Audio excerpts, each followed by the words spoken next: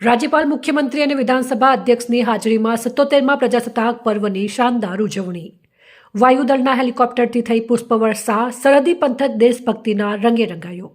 દિલધડક bike stunt અને શ્વાનદળ અશ્વદળના કરતબોએ નાગરિકોના દિલ જીત્યા. વાવથરા જિલ્લામાં જનભાગીદારી સાથે ઉજવાયો રાષ્ટ્રીય ઉત્સવ. આજે સમગ્ર દેશ 77મા પ્રજાસત્તાક પર્વ મનાવી રહ્યો છે, ત્યારે ગુજરાત રાજ્યની રાજ્યકક્ષાની ઉજવણી સરહદી વિસ્તાર એવા વાવથરાદ જિલ્લામાં ખૂબ જ ધામધૂમથી કરવામાં આવી હતી. થરાદના મલુપુર ખાતે આવેલા હેલિપેડ ગ્રાઉન્ડમાં દેશભક્તિનો અદ્ભુત માહોલ જોવા મળ્યો હતો. રાજ્યપાલ આચાર્ય દેવવ્રતજીએ ધ્વજવંદન કરી તિરંગાને સલામી આપી હતી. આવો જોઈએ આ ભવ્ય મહોત્સવનો વિશેષ અહેવાલ.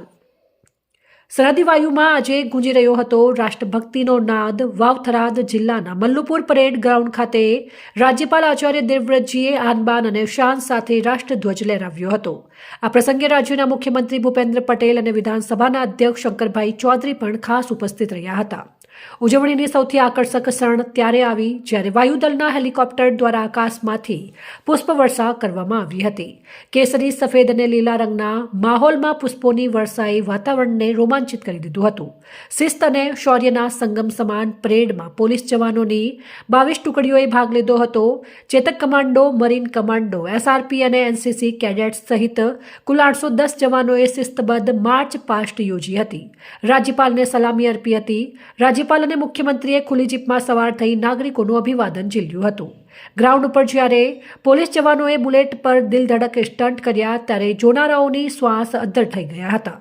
તો બીજી તરફ ગુજરાત પોલીસના શ્વાન દળ અને અશ્વદળના કરતબોએ સૌના મન મોહી લીધા હતા. નાના બાળકોથી લઈને વડીલો સુધી સૌ કોઈ આ શૌર્ય પ્રદર્શન નિહાળી ગર્વની લાગણી અનુભવી રહ્યા હતા. માત્ર શૌર્ય જ નહીં પણ ગુજરાતની સંસ્કૃતિની ઝલક પણ અહીં જોવા મળી હતી. શાળાના વિદ્યાર્થીઓએ વિવિધ થીમ પર દેશભક્તિના ગીતો અને નૃત્ય રજૂ કર્યા હતા. આ ઉપરાંત પોલીસ વિભાગ દ્વારા વિવિધ રાજ્યોના પરંપરાગત નૃત્યોની પ્રસ્તુતિ કરવામાં આવી હતી.